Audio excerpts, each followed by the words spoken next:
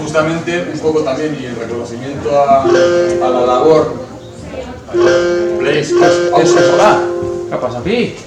Madre mía, salgo XQ esto. Igual sí que es fuerte, ¿vale? Hay los poderes. Pero encuentros en el más allá. Hay un poltergeist. Bueno, el ser Porter, tú eres Miguel Ángel Portergeist.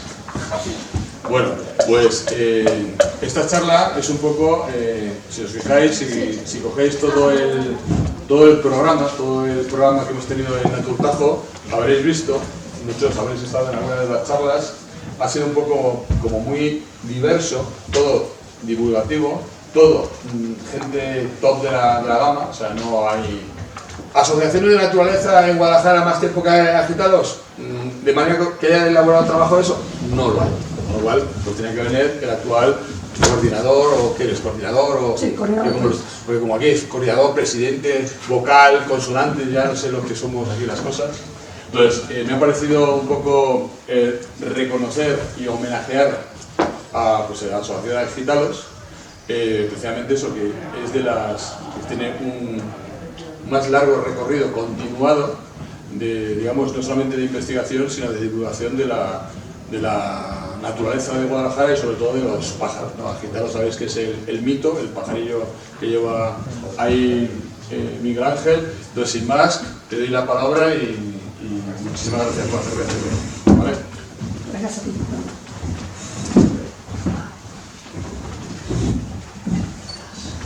Bueno, pues en principio muchas gracias por vuestra asistencia en una mañana de domingo que apetece estar en el campo paseando, que no estar aquí metido entre cuatro paredes. Y muchas gracias a Manolo y a la organización por haber pensado en nosotros o en mí como representante de esta trayectoria que, como bien ha dicho Manolo, pues hace ver que algunos estamos adquiriendo mucha experiencia ya en nuestros cuerpos, ¿no? Yo había pensado, para cerrar la feria, hacer algo un poquito visual, ¿no? Pero después de Euge con sus espectaculares imágenes, pues me ha quedado todo un poco descabalado. Pero bueno, quiero incidir que, aunque parezca una historia del cuéntame, ¿no? De cuando empezamos en aquellos años y tal, pues, pero es la realidad. Cuando nosotros comenzábamos, pues no teníamos materiales, no teníamos recursos, pero sí teníamos clara una cosa, y es que teníamos que trabajar con la ciencia como herramienta para conseguir esa información que luego todo el mundo vamos a tener que utilizar, tanto en educación ambiental como en conservación, como cualquier programa que tenga que ver con el medio ambiente. Ahora esta feria está también contemplando el tema del turismo, ¿no? El turismo de naturaleza, pero la base de qué es lo que tenemos, de ese valor patrimonial, de ese valor natural, no aparece de la nada. Es decir, no vamos a una tienda y dice, mándame, o quiero 15 kilos de patrimonio natural, pero quiero que me lo desmenuces, quiero que ta.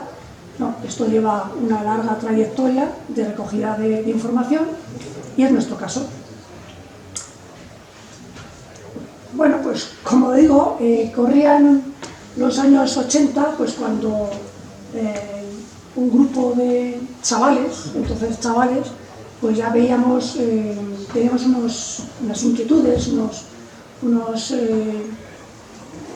ideales, que entonces no eran ni ideales ni nada, pero sí que teníamos claro que todo lo relacionado con el campo, todo lo relacionado con la naturaleza, ahora conocido como medio ambiente, o iba a ser nuestra forma de vida, teníamos que intentarla comprender, teníamos que intentar saber, aprender de ella, y pues eso, la mejor forma era pasarnos mucho tiempo en el campo. Pues eso, desde joven ya teníamos nuestro acercamiento al campo y en concreto a las aves. Yo soy ornitólogo y desde muy temprana edad, pues el tema de las aves era algo espectacular. O sea, para mí era una forma de ver la vida. Hay alguna película por ahí que creo que se llama Birding. Yo era el protagonista. Ese actor quería aprender a volar, quería ser un pájaro. Pues prácticamente lo que me ocurrió a mí. Yo me sigo sintiendo, o intento sentirme lo más cercano a un ave, comprender el mundo, comprender la vida como un ave. Bueno, pues eso, un grupo de chavales, no sabíamos cómo abordarlo, pero sí que teníamos claro que teníamos que estudiar, teníamos que aprender. Y desde muy temprana edad, pues empezamos a aplicar nuestro tiempo, nuestro pequeño conocimiento, porque como digo, no teníamos prismáticos, o si tenía uno un prismático, lo tenía que repartir con todos los demás. En cuanto a bibliografía, solo teníamos bibliografía, evidentemente, del extranjero. Entonces, en el momento que alguien se enteraba de que alguien tenía una fotocopia en blanco y negro de una fotocopia del original de una edición del año 74 de identificación de aves, nos tirábamos como locos a tener algo con la que empezar a trabajar.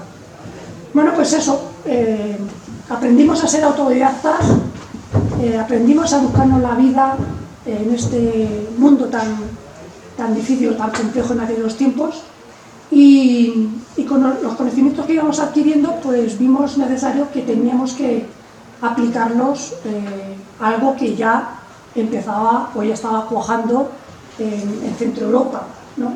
El tema del seguimiento de aves, el tema del seguimiento de avifauna, porque tenían claro, nosotros siempre se dice que vamos 40 años más atrás, ¿no? Pero ellos ya tenían claro que el tema del seguimiento de las aves era primordial para lo que ahora estamos viendo, ¿no? Para la salud del planeta, incluso para nuestro bienestar. ¿Y por qué? Pues porque las aves es un bioindicador, es un indicador de que nos dice muy rápidamente qué está ocurriendo en el entorno que viva. Me da lo mismo que sea una laguna, una montaña, un pinar o incluso una ciudad. Con lo cual, si nosotros hacemos un seguimiento continuo y constante a lo largo del tiempo, vamos viendo qué es lo que les está pasando. Si las cosas les va bien, esas tendencias poblacionales, esas curvas, son ascendentes. Si se mantiene la población, es decir, que todo va como cuando empezamos a estudiar, ¿sí? Es una línea horizontal, una línea recta, con un pequeño altibajo. Y si la línea va descendente, pues, señores, lo llevamos crudo. Lo llevan crudo las especies, ¿no? Las aves, pero no nos quepa la menor duda que eso nos va a afectar. Bueno, pues, por aquellos años, estamos hablando ya casi de 40 años, con nuestros pocos conocimientos, sin aún saber casi utilizar el método científico, ¿no? Sin tener casi herramientas para aplicar, nosotros ya veíamos cosas raras, por así decirlo. Pero claro, eso no dejaba de ser una opinión. Entonces, en ciencia, las opiniones no sirven para nada. Tienes que postular una pregunta, con el método científico buscar la información e intentar dar respuesta a esa pregunta para luego poder aseverar o decir algo. Entonces, si ahora mismo, os pongo un ejemplo, si ahora mismo decimos que el 60% de las especies ligadas al medio agrícola han descendido de torno a un 40 o un 45%, no lo estoy diciendo yo como ornitólogo, lo está diciendo una línea de investigación, una línea de seguimiento de 30 o 40 años en el que gente, especialistas como yo, como nosotros en otros países, está estudiando determinadas especies que están ligadas con ese medio agrícola y que debido a nuestra mala gestión, a nuestra mala praxis, pues son las primeras que indican que algo está sucediendo. Y lo indican desapareciendo, es decir, extinguiéndose de nuestros campos. Eso nosotros somos los ojos que detectan eso, y con esa información hay que posteriormente analizarla y poder presentársela a los gestores, que son los que tienen la capacidad de decidir nuestro mundo, nuestra sociedad. Así que bueno, pues aquí os pongo unos ejemplos de algunos de los proyectos, algunos todavía vigentes que se encargan de eso precisamente, de recoger información, como puede ser el PASER, que se encarga de recoger la información de las especies de aves que se reproducen en un lugar determinado, el SACRE, que son las especies que nos visitan en invierno desde otras latitudes más norteñas, y a lo largo de los años vamos viendo cómo van esas tendencias. Un ejemplo, pues un proyecto que sacamos en la Fuqueca de Henares, cómo es posible acondicionar un espacio muy degradado, como era una antigua depuradora de aguas residuales de esa ciudad, poderla transformar de forma artificial, pero intentando eso que se vio en otra charla de ayer, esa renaturalización de una zona muy degradada. Enseguida las aves detectan esos cambios positivos y vuelven a ocupar. Es decir, son ejemplos que sabemos que existen, como ya nos lo dijeron ayer, pero nosotros ya en aquellos tiempos veíamos que eso era posible, tanto lo bueno como lo malo. Y algo que está tan de moda como es el turismo ornitológico, pues no dejaba de ser algo tan curioso como era parte de nuestro trabajo, darlo a conocer a la gente, darlo a conocer a la sociedad. Pues bueno, pues ahora se paga por eso, ¿no? Entonces nosotros, y ahora mismo, es una herramienta de trabajo. ¿Qué es o qué puede ser entendido como el turismo ornitológico? Pues un grupo de personas interesadas en las aves necesitan que un especialista les lleve a un territorio determinado a conocer unas especies determinadas de un hábitat determinado. Bueno, pues claro, un monitor de tiempo libre, un educador ambiental, ¿puede servir? Pues sí, puede servir, pero ¿es lo fundamental? O sea, ¿es lo básico, es lo bueno? Pues no. ¿Por qué? Pues porque no tiene la experiencia, por mucho que intente de formarse, va a necesitar una experiencia de campo. Es decir, eso no se aprende en los libros, eso no se aprende en los manuales. Claro, nosotros, es una de nuestras herramientas de trabajo.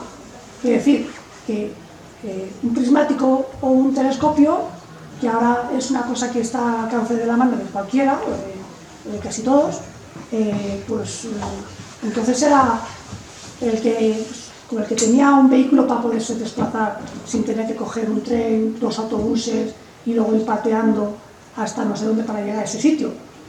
Entonces, bueno, pues nosotros en aquellos tiempos no nos podíamos imaginar que eso que nosotros habíamos invertido tanto tiempo, tantas horas, pues luego se podría aplicar a una forma de ganarse la vida, a una forma de atraer un público con unas ciertas sensibilidades a unos territorios y bueno, pues nosotros la verdad que estamos muy contentos de que esa labor que para nosotros es obligatoria pues pueda ser actualmente utilizada como motor económico. Pero hemos hablado de muchas miles de horas que tenemos que trabajar en el campo en cualquier condición, ya veréis luego más adelante alguna diapositiva, pero nosotros para trabajar con aves, la gente se piensa que salimos un día al campo, o 2, o 3, o 4, o 5, y vamos a tiro hecho, es decir, vamos a un sitio, recogemos la información, nos venimos para casa, como el que va a una fábrica, cumple sus 8 horas, vuelve para casa y hasta mañana no me toca. No, esto en ciencia es imposible, o sea, es inimaginable. Nosotros dependemos de la vida, del comportamiento, de las costumbres de las aves. Y si las aves te dicen o te demuestran que tienes que ir a la zona del Prepirineo porque solamente allí hay una determinada población de la que se necesita una información para lo que sea, pues evidentemente tienes que ir así, no te queda otro. pero luego no es ir allí y ya está, es ir allí, buscar el territorio por donde se mueve, estudiar su comportamiento, qué información nos interesa de esa especie y de qué forma podemos abordar, o podemos, no me gusta utilizar la palabra atacar, ¿no? De qué forma podemos atajar, con qué metodología podemos ser consecuentes para interaccionar en su vida sin causarles ningún tipo de molestias y, por supuesto, ningún tipo de daños, ¿no? Vale, pues esa sería una de las formas, que es la más habitual, pero otras veces pues tenemos que idearnos la forma de intentar conseguir datos de reproducción de especies que, aunque sepamos dónde están, aunque sepamos dónde viven, su comportamiento, pues ya simplemente porque su comportamiento de reproducción es en una oquedad en el que no podemos acceder, pues tenemos que seguir obteniendo esa información. De ello, pues siempre desde hace mucho tiempo nos hemos valido con la instalación, pero solamente para estas especies, que nosotros llamamos trogloditas, es decir, que necesitan hacer su nido dentro de una oquedad. Pues nos hemos valido de lo que todos conocéis, que es las cajas nido. Intentamos reproducir de forma artificial ese recurso que en la naturaleza existe porque sí, pues en lugares que han sido degradados, ¿no? En lugares donde ha habido un incendio, en lugares donde el bosque, por ejemplo, todavía no tiene los troncos no tienen suficientes diámetros para que se produzcan esas oquedades, esos agujeros. O incluso en lugares donde, debido a nuestra actividad, esos cortados, esos taludes o esos lugares de poder nidificar a esas especies, los hemos destruido. Bueno, pues una forma de poder obtener esa pequeña o gran información, pues es trabajando de esta forma. La mayor parte de la sociedad piensa que es muy fácil hacer una caja nido. Sí, es muy fácil hacer una caja nido. Con un poquito de maña que tengas, es muy fácil. Hay un montón de planos por internet, sí, pero hay que saber construirla. Pero mucho más importante, hay que saber colocarla. Y lo que nadie sabe, o lo que nadie hace, es que luego todas las cajas que se ponen hay que mantenerlas. Porque si no, lo único que estamos haciendo con toda nuestra buena voluntad es dejar en el campo, dejar en la naturaleza trampas mortales. Para eso que nosotros intentamos o deseamos conservar. Entonces, esto lo hemos podido averiguar pues a través del seguimiento de 30 años.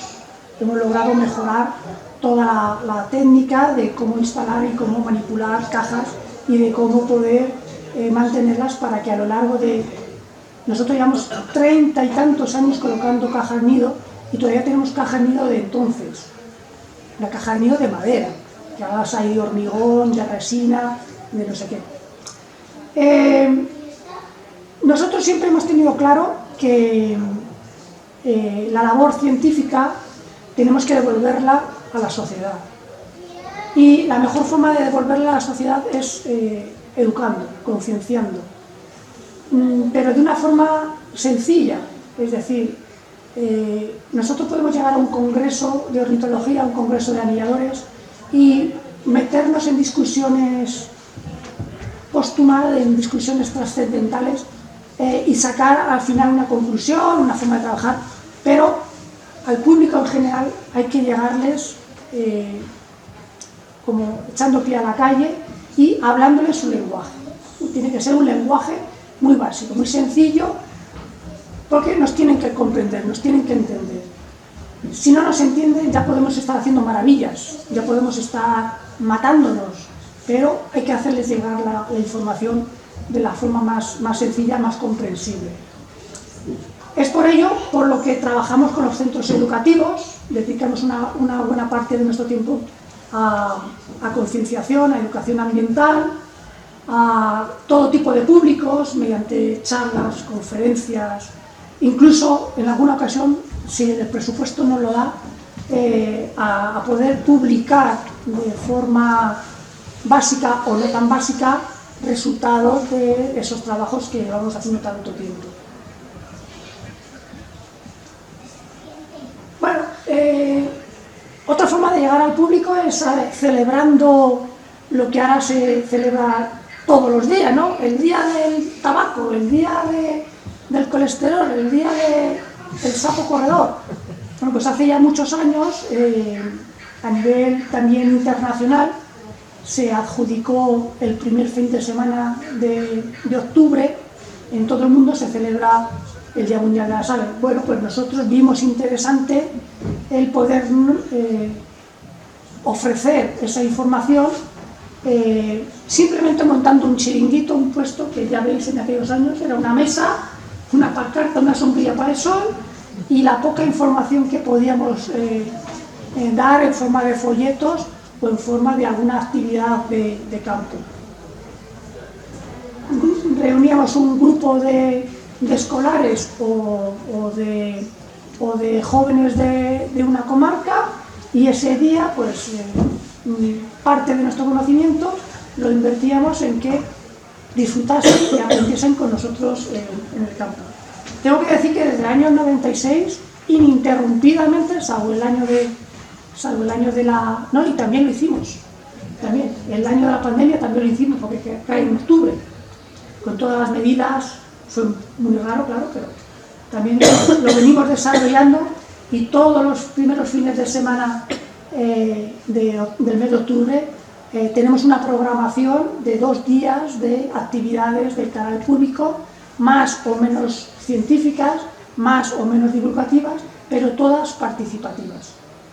Bueno, y como aquí intento demostrar, no os podéis imaginar nuestras maratonianas jornadas de campo, solamente se puede hacer una idea o conoce todo lo que llevamos encima la gente que viene a colaborar, la gente que viene a ayudarnos, la gente que en algún momento ha podido participar puntualmente con alguna de las cosas, se asombra y dice, pero bueno, no nos queda ganas. O sea, pero ¿cuándo empieza o cuándo acaba vuestra jornada? Pues no lo sé.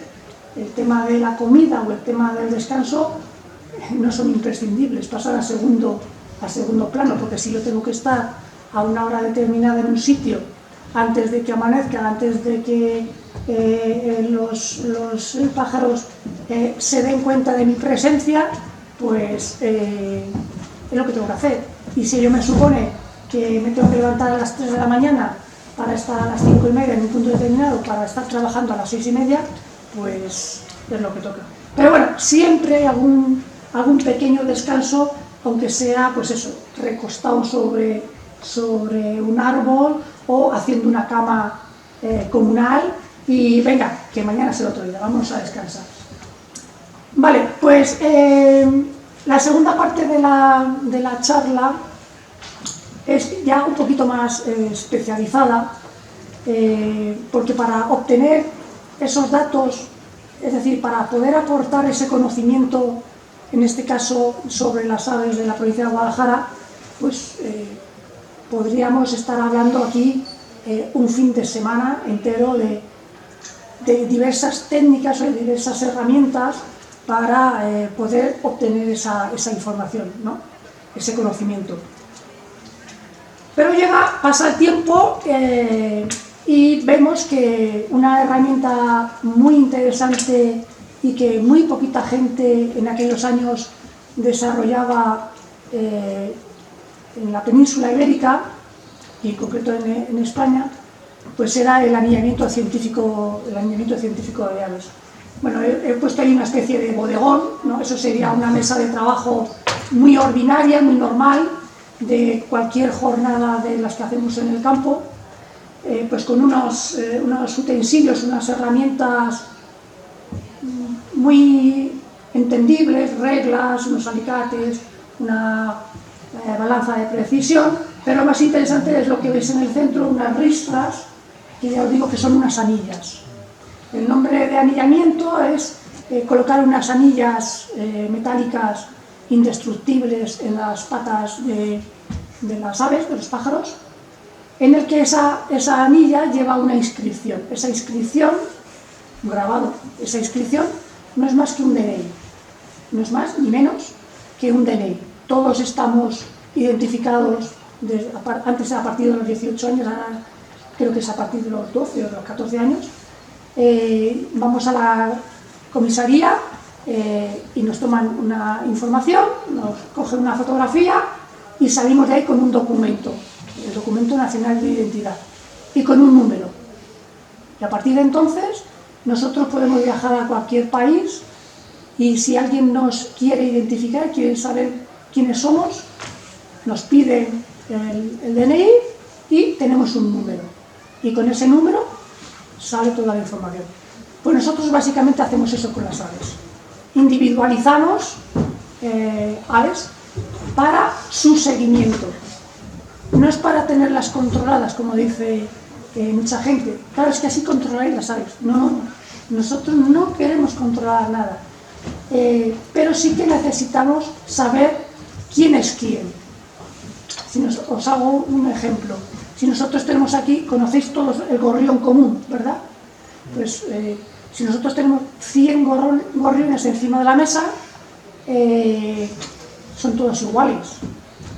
Pero si uno de ellos lleva una marquita en la pata, simplemente visualmente ya sabemos que ese, y solo ese, es diferente a todos los demás.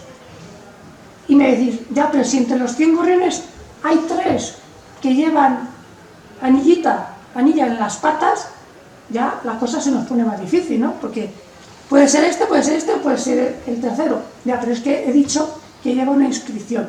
Y esa inscripción es un número. Es decir, solamente puede haber un gorrión en el planeta Tierra con ese número. De esa forma hacemos un seguimiento individualizado durante la vida que dure ese pájaro en corduente o sea un ave migratoria. Es decir, que pueda vivir o que pueda nacer en corduente, pero en agosto se baje a África a buscarse la vida y de repente al año siguiente en primavera vuelva otra vez a venir a reproducirse al mismo sitio. O al contrario, que nos venga un pajarito desde el norte de Europa, que por ahí en invierno hace mucho frío, a pasar el invierno a corduente, que aunque hace aquí mucho frío, sí que hay comida disponible para pasar el invierno, y luego en primavera se regrese a su cuartel de cría. Bueno, pues todo eso que se llaman las rutas migratorias, eso que se llama reclutamiento de los jóvenes o la población de las distintas especies, eso que se llama la longevidad. ¿Cuánto vive un gorrión? ¿O cuánto vive tal? Bueno, pues todas esas cosas y muchas más son gracias al alineamiento científico de aves. Entonces, esa herramienta la vimos esencial para nosotros poder seguir aumentando el conocimiento de las aves y especializándonos todavía mucho más para conseguir detalles o información que solamente podemos obtener con el ave en la mano. Es decir, el alineamiento científico se basa en tener que capturar a ese ejemplar, manipularlo el menor tiempo posible para no causarle ningún tipo de estrés, marcarle y en ese tiempo poder obtener esa información clave que de otra forma no podríamos obtener y volverlo a liberar y volverlo a soltar en el mismo lugar donde ha sido capturado. Entonces, bueno, pues otra vez retrocediéndonos en el tiempo, pues fijaos que cutre, con 2 ramas de chopo lo más rectas posible, 2 personas, 2 chavales sujetándolo, unas redes que no se ven, por eso utilizamos ese tipo de método, delante de una colonia de vencejos. Son estos pájaros que vuelan tan rápido por los pueblos negros que vienen en primavera y se van en el verano a África. Pues nosotros, por ejemplo, ahí teníamos el interés de saber qué les pasaba a esa colonia, que cada año veíamos que venían menos parejas. Pero, claro, ¿cómo vamos a saber qué les pasa a los ejemplares de esa colonia nuestra que teníamos tanto interés si no podíamos marcar a los ejemplares que vivían ese tiempo en esa localidad, en ese alero de esa iglesia? Pues que nunca podríamos asegurar que eran los mismos ejemplares, porque nosotros veíamos venir vencejos, irse vencejos, al año siguiente venir vencejos. Ay, pues falta el del canalón número 27, ya, pero puede que se haya cambiado el vencejo al canalón tal. O sea, no era científico, no era riguroso.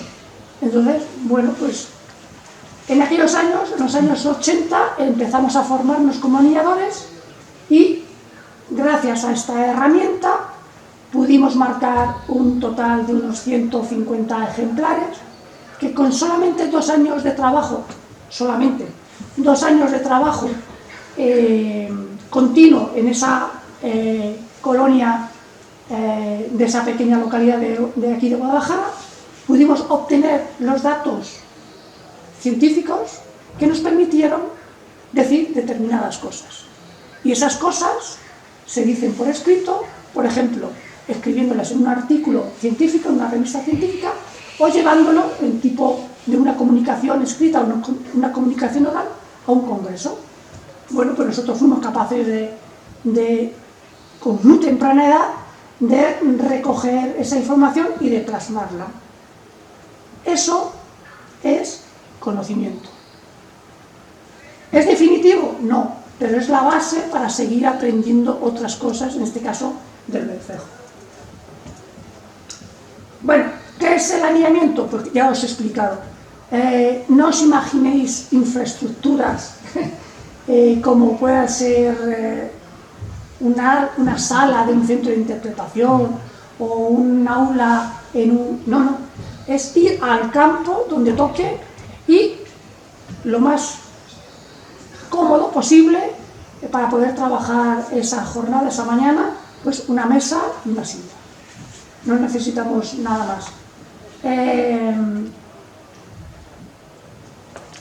Esta Javi te suena, ¿verdad? Este sitio. Ese sitio lo creo. Vale.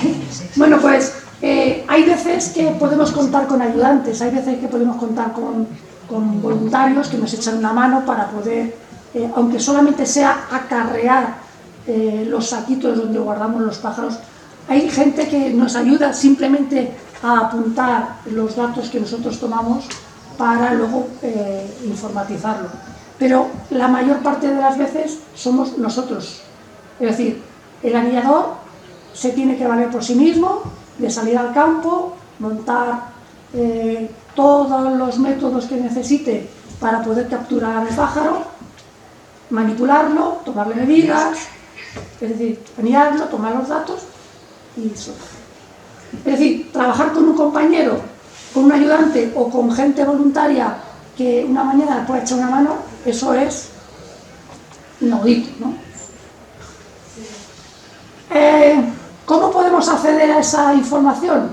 Bueno, pues si nos interesan determinadas especies o determinadas edades, pues hay que ir otra vez a donde están ellas, a donde crían, por donde se mueve. En este caso, pues he puesto una imagen en la que, por ejemplo, hacíamos un seguimiento de la reproducción de una colonia de cigüeñas.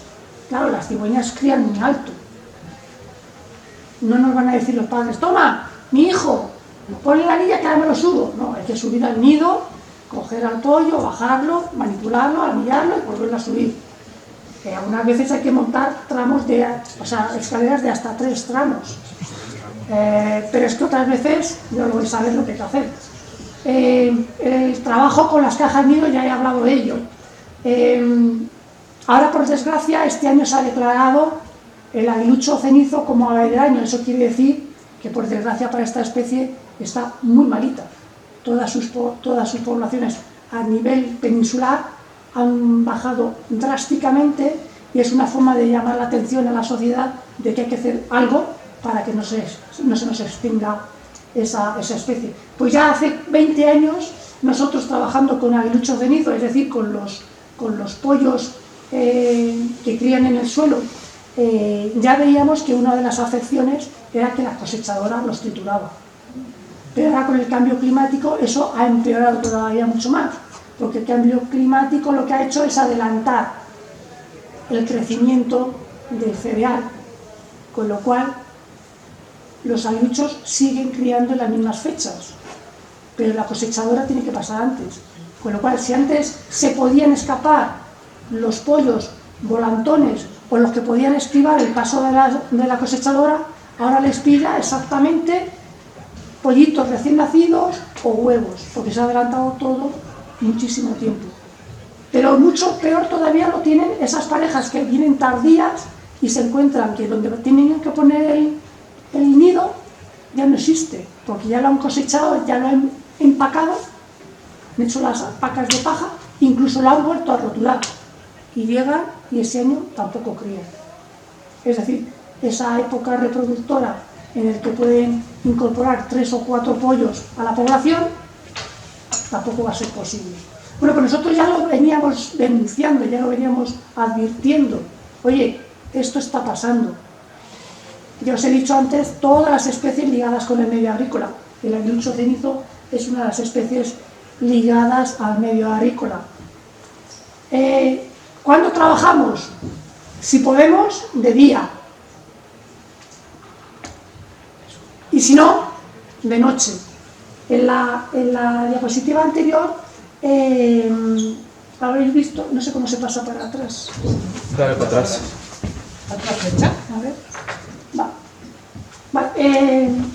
En la gran parte de la actividad del aniñamiento la hacemos de día, pero ello no supone o no significa que abrimos a las 10 de la mañana, ¿no? Como la feria de Naturtajo.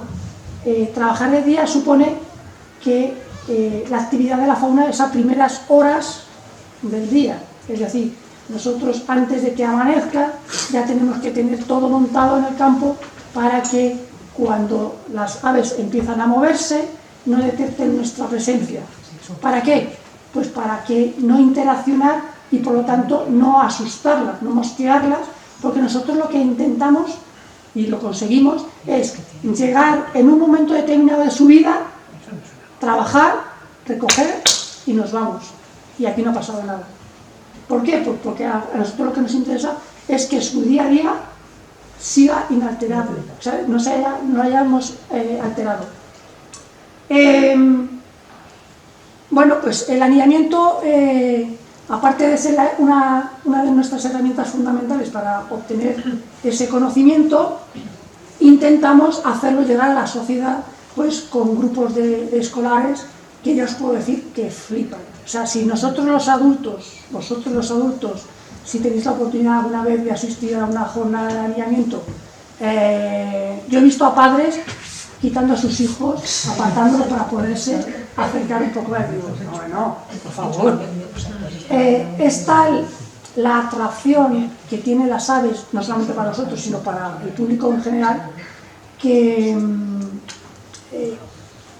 se abstraen. En ese momento no existe otra cosa, nada más que el pajarito que tiene el anillador en su mano, en la forma de manipularlo para no hacerle daño, en la forma de cómo se le obtiene esa información que para nosotros es fundamental, y que después de todo eso se abre la mano y el pájaro sigue volando, sigue cantando, sigue en su sitio, se va a su territorio, sigue comiendo, y esto es posible, pero con esta actuación, ¿cómo va a ser posible que ese pájaro no se vaya de este territorio? Bueno, pues lo demostramos muchas veces, tenemos la posibilidad de mostrarlo, y que en nuestra jornada de trabajo, que suele ser de unas 5 o 6 horas máximo, trabajando en el campo en una zona determinada, el mismo ejemplar ha podido caer 2 y 3 veces.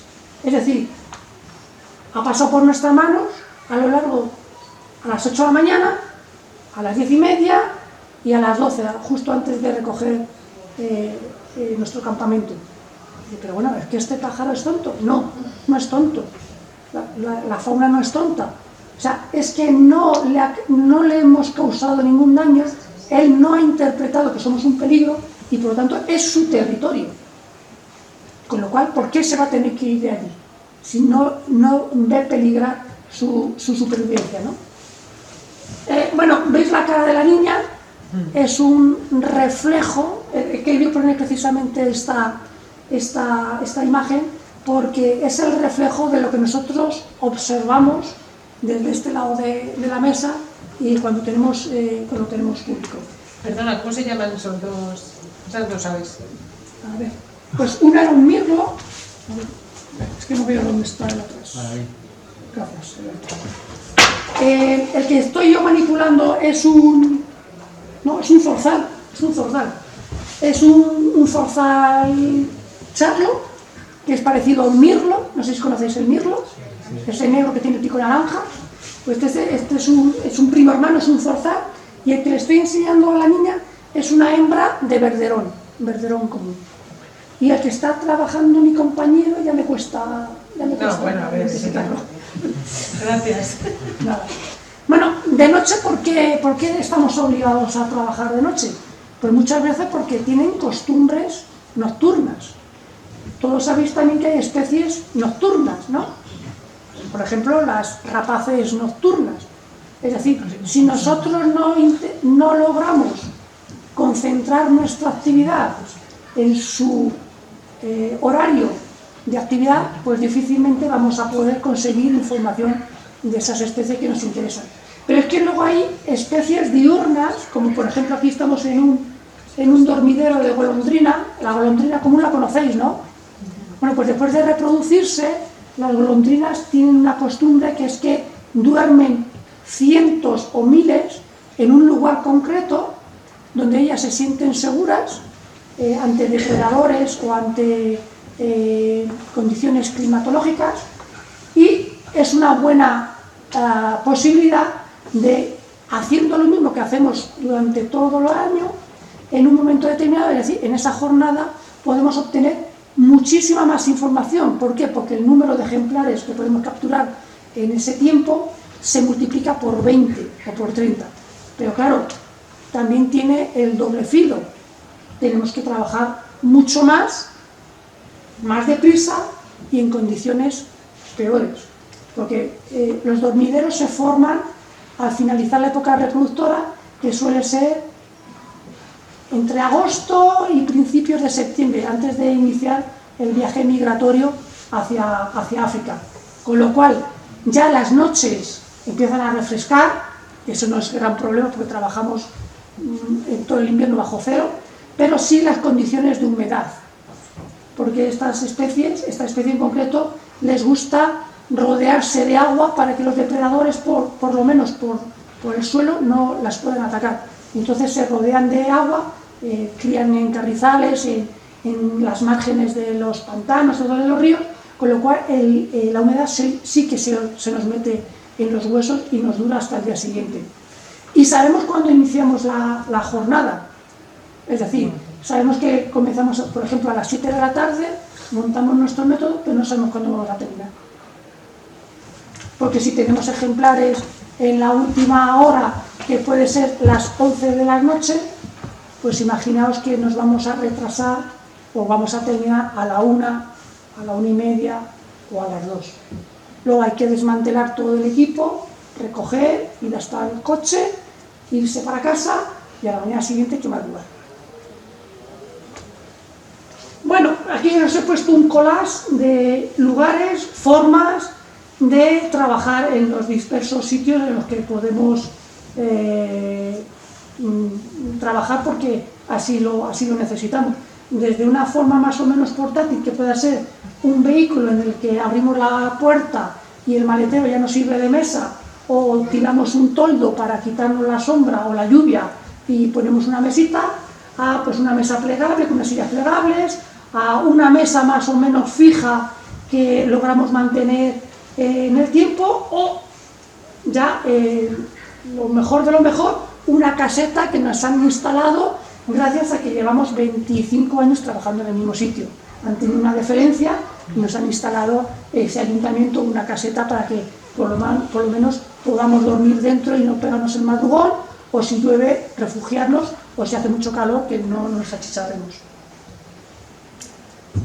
Vicisitudes, las que os podáis imaginar y más. Porque claro, como he dicho antes, hay que llegar a donde están las aves. Pero no me refiero a la localidad, sino al territorio. Y luego dentro del territorio hay que llegar al lugar exacto. Si nosotros necesitamos acceder al nido como hablaba el otro día el compañero del águila real, para recoger los pollos, para bajarlos, manipular los anillalos y volverlos a subir, y ese nido está a 25 metros en un cortado, pues hay que ser escalador, y si no, hay que aprender. Pero tenemos la necesidad de ir a recoger esa información. O de repente vas a un sitio en el que tienes una colonia reproductora, que te toca ir a hacer una visita semanal o mensual, y de repente ha habido una crecida de río y hay que hacer algo porque hay que pasar al otro lado de ese río que no existía y que de repente de la noche a la mañana ha habido una crecida, y ese día hay que ir a ese lugar concreto, tomar la información y regresarse. O sea, os he puesto 3, pero bueno, afortunadamente algunas veces, aunque solamente sea, que para nosotros es un honor el poder decir que en alguna ocasión se nos reconoce nuestro trabajo, ese trabajo de tantísimas horas, de tantísimo tiempo invertido en nuestras espaldas, pues públicamente nos lo agradecen, nos dicen, oye, que no lo estáis haciendo tan mal. Entonces, bueno, pues es una forma para nosotros muy, muy honorífica de poder seguir animados y seguir colaborando con ese conocimiento. He puesto un pequeño listado de gente de aquí de la provincia que nos ha ayudado de una forma o de otra, profesionales, amateurs, gente de formación, gente que pasaba por allí, pero la lista podría ser bastante más larga. Bueno, me despido con... este es el mito, este es el pajarito que da nombre a nuestro grupo, a nuestra asociación, y espero que haya sido de interés, porque nosotros vamos a seguir trabajando por eso que es el conocimiento. Creemos que es fundamental disponer de la ciencia para avanzar en toda la sociedad, y nosotros seguiremos apostando por esta forma de trabajar.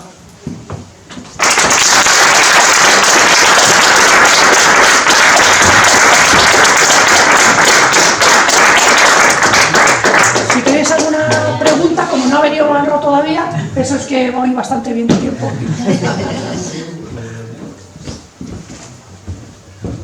Pues cuenta alguna anécdota, ya que dices que tienes tantas, cuéntanos alguna así curiosa. ¿Alguna curiosa? Sí. Una vez que te rompieron la silla donde anillabas. Vale, pues mira, esa no es buena porque, bueno, pero nosotros somos gente de campo, es decir, pasamos más tiempo en el campo que en casa, o que en un entorno socialmente llamado normal. Claro, muchas veces tenemos que dormir en el campo, en el suelo. ¿Por qué? Pues para aprovechar el tiempo, para que el palizón del madrugón y del viaje no sea tan malo.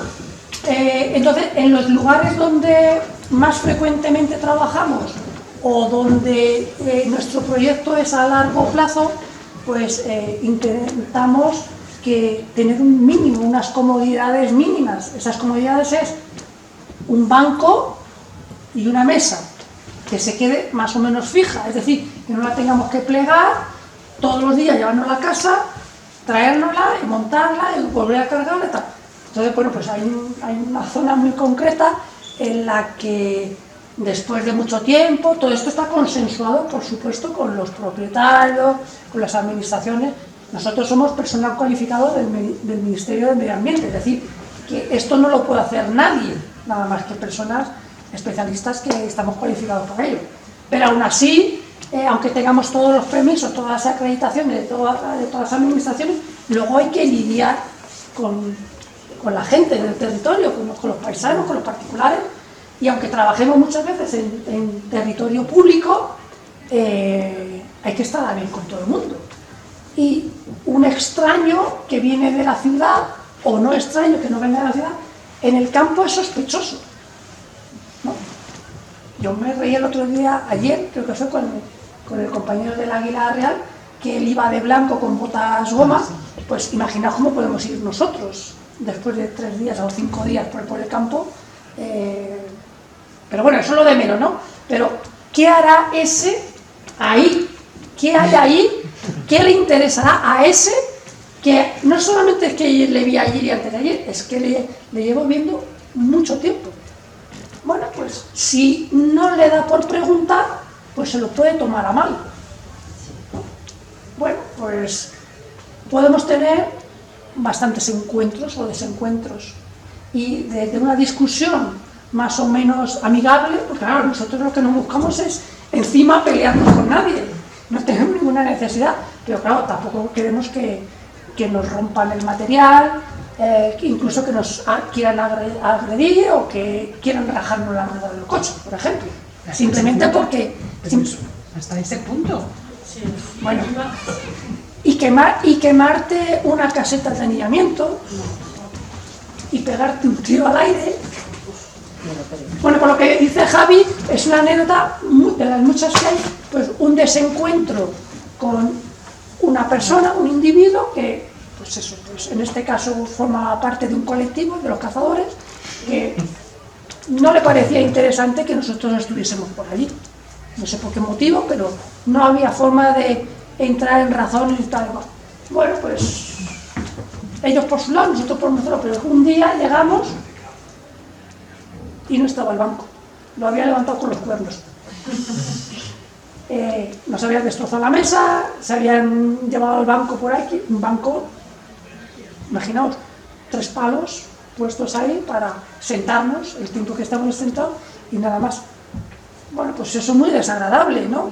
Pero sobre todo es tener que pensar que nosotros qué mal estamos haciendo a nadie, simplemente porque no existe esa información o porque no quieren recibir esa información y te ven como, no sé, algo molesto, algo peligroso o simplemente raro.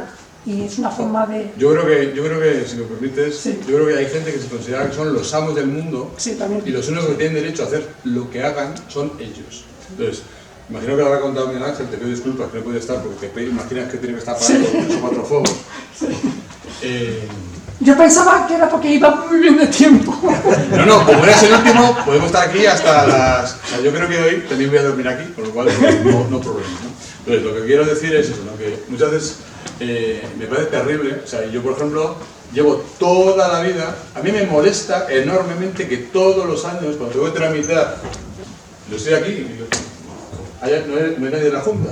Yo cuando tengo que pedir un permiso de captura para investigación científica, ahora me obligan a meterme en una plataforma que es la misma de que si soy un cazador. A mí no me metas con los cazadores, ¿vale? Yo solo defiendo un tipo de cazador, lo digo claro. El que mata para no morir, él o sus hijos, punto. Y me da igual que tenga 2 patas, 2 alas o 4 patas. Y lo demás, por deporte, privar de la vida a alguien, me parece un deporte un tanto extraño, ¿de acuerdo? O sea, esa es mi opinión personal, ¿vale? Ahora ya no soy el director de esto, sino mi opinión personal, pero la quiero decir, ¿vale? Entonces, la historia es que si yo tengo que hacer una investigación, que tengo que capturar animales, o Miguel Ángel, o aquí Javi, que está aquí, y no sé, no tengo más añadidos en la sala, a mí me molesta que mi Estado... Presencia. que mi Estado no, que mi gobierno, Ya. mi gobierno autonómico, mi gobierno estatal, me siga considerando que soy un cazador.